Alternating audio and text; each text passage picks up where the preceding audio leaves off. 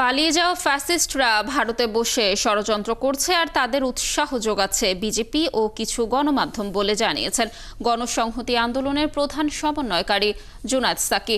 শুক্রবার Khulna press club মিলনায়তনে খুলনা জেলা কমিটির আয়োজনে গণসংলাপ অনুষ্ঠানে এ কথা বলেন তিনি। এ সময় তিনি আরও বলেন, পালিয়ে যাওয়া ফ্যাসিস্টদের ষড়যন্ত্রের সহযোগিতা করছে ভারতের সরকারি দল বিজেপি ও তাদের গণমাধ্যমের একটি অংশ।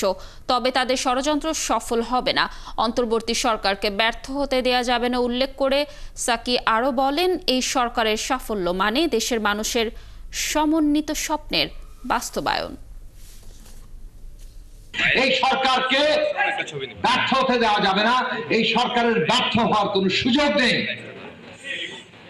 এইটা আমাদের সরকারেরও মনে রাখা দরকার, আমরাও সকলে এটা মনে রাখা দরকার, কারণ এই সরকারের সাফল্য মানে আমাদের সম্মিলিত স্বপ্নের বাস্তবায়ন।